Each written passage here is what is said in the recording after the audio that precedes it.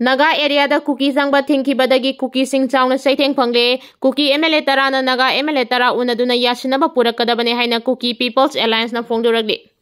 Foothill Naga Coordination Committee FNCC na Naga area da Kuki sangba thingkiba maru aina Chorsanpur to Kangpopi Road thingbagi khongjang changchiliba asida akanba mityang changduna laukhatba yaba thabak laukhatnaba Kuki People's Alliance KPA na Kukizo MLA taragi mafamda aphongba cherol ama thaduna khangankre. KPA gi Vice President Dr. Sinkholan Thangsingna khudek piduna thadokhiba dakshin warol aduda Kuki miyam gi yamna maru aiba economic amadi logistic lifeline ama oiriba Chorsanpurdagi Kangpopi taba lambida Foothill Naga Coordination Committee FNCC na kauba Naga Group amana blockade chatharakpa numit tarani phajinkhre. Blockade ki khongjang chanchin kiba asina lambi asida nomagi darkar oiba polamching maru aina medical supply amadi essential commodities sing puthok puchin tawbada chawna apanba pirakpana hanadagi sel thungi awaba kaya mayoknaduna leiriba Kukizo community gi misam miyamda ka henna awaba pire hairi.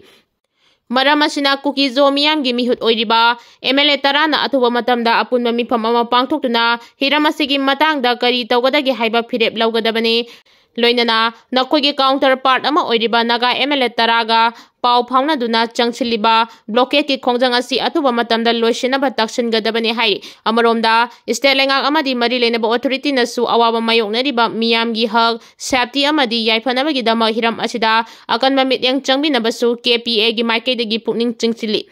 KPA gi Vice President Thaba apongba chirol aduna Kukizo MLA taragi pukning chingsiladuna changchiliba Nagagi khongjang asi athuba matamda handoknaba thabak laukhatana laiba tarabadi nakoibu thajaba thamduna mihut ama oina thagaliba community asigi misamiyangi marakta pendaba hengalakpaga loinana henna awaba phibam ama oirakani. Maram asina athuba matamda oiragliba phibam asigi waroisin ama purakpa thabak laukhatkadabani haibagi thajabasu KPA gi maikaidagi thamlagli. Maram asina athuba matamda oiragliba phibam asigi waroisin ama puraknaba thabak laukhatkani haibagi thajabasu KPA gi maikaidagi thamlagli. IM na piba license paidabadi national highway singa driver sing gari thawandre misamdagi hauraga angamba sing fawba hakthengna natraga nakoinana IM gi lona yadaba tax hulaga leire. National Socialist Council of Nagalim NSCN-IM na piba license sakhang se paidaba miyoi amata national highway singda commercial vehicle sing thawba thingkre. Anauba makal gi IM gi thawrang asigi makada commercial gari thawriba singna Government of People's Republic of Nagalim Ministry of Kilo Affairs haina maming thonba work permit haina thaba license makal ama paidaba yadre asigumba license asi sahi ama gini sahi ama Nagagi lamkhai manungda gari thawba sing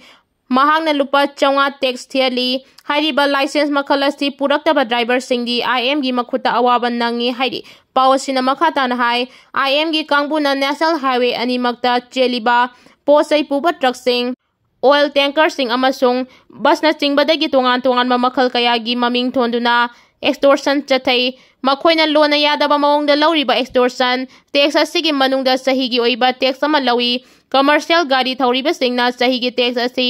IM da thidaba yade tax asi gari gi chawba pikpagi makha poli kangkhong 12 gi mathakta panba singina sahigi tax lupa lising 15 Kangkhong 6 banba gari singina lupa lising 9 amasung kangkhong 3 gi posai puba gari singina lupa lising 5 fawba lawi hairi sahigi tax asigi mathakda gari gi khongchat amada godown tax haiba amasu leiri godown tax asidi gari sing aduna puragliba pot ki makhal amasung gari sawa pikpa gi makha poli gari amamangi khongchat amukta da lupa lising 3 dagi na lising 10 fawba lawi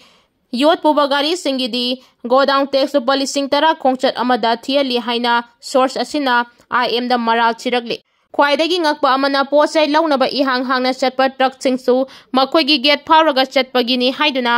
lupa chawa lawi halakpa su lupa chawa thidaba yade hairi Imphal Dimapur lambi su oiro Imphal Jiribam lambi bu oiro truck singda purakpa pot khudingmak lambi da IM gi tax Thirambani Maduda Sunatana e-market agi pot leire hairaga yumtana puragliba adusu national highway sing faraga lakpanina IM gi thidaba yade madu thidragadi gari amata lambi asida chatpa yade hairi driver kharana pause sida hai aikhoina mapalamdagi leiraga manipura puchilakpa Chana thaknabadagi hauraga polang khudingma NSCN-IM gi text yaubana maram oiraduna misam amadagi hauraga matik mayai leiba miyoi phawba Manipurda IM gi sakthak huli haina phongduragli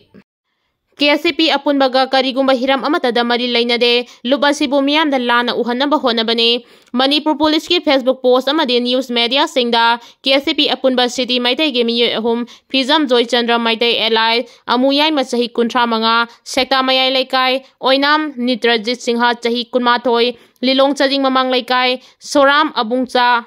chahi kuntra mapan Paurabi makha laikai Imphal East ki tongan mafam chingdagi fare haribase lubasibu miyamda lana uhanaba honabane haina aina thingraba lal haudu kanglaipak Communist Party KCP apunbagi publicity secretary Punsirol maitaina kudek piduna thokpa cherol amana fongduragli cherol aduna hai lub asigi ikai khumnajariba chairman Father Alliance Paikomba Ningthaujagi lising makada thabak thauda pumnamak pangthoktuna lagli loinana apunba city maitai hariba lup asiga kariguma hiram amatada mari leinade miyoi ama hek phabaga lup anaubagi mateng hek thonduna masigi marumda phatraba thabak thauda kaya chathariba asisu miyamna section bagi matam oire iraicha singkham thengna wanaraba matam asida imasel onsinaduna amaga aikoi masel yengsinanaba asina iraiba iramdam asi nongmadi lukhini haibasi aikoi wakhal khanthaba matam oirabani ningtamba awonba kangleibak Manipur amagidama KCP apunbana miyamga loinana iraicha singi mangthaduna lanthengna khigani hairi Gaurav Gogoi asi North East dagini haibada ikaiba fawi haina NBRN fongdokre Lok Sabha da Assam Congress MP Gaurav Gogoi na Operation Sindurgi matangda chathakiba debate fongdokhiba wafam kaya adubu former CM NBRN na criticize tawraduna Gaurav Gogoi asi North East dagini haibada ikaiba fawi haina social media da thagalakpa warol amana hairi Lok Sabha da chathakiba debate aduda Congress MP asina India gi military strategy maru oina fighters day singna long range strike chathakiba aduga mari leinana hangkiba wafam sing adugi matangda criticize tawraduna Congress ki lusingba asi modern warfare technique ki basics sing asi ningthina khangba ngamdre haina maral siki MP asina Operation Sindurgi debate sijinakiba wangang sangang adubusu kandem tawraduna thawong adu armed force singda ikaiba bibani aikhoigi thauna paraba defense sing aduna front line da chokthaba naidana honakiba du nation asibu ngak chennabagi damaktani debate adu da Gaurav Gogoi na India gi fighter jet sing na long range precision strike chathakiba adugi strategic brilliance adu karima da khangdana close range da kapa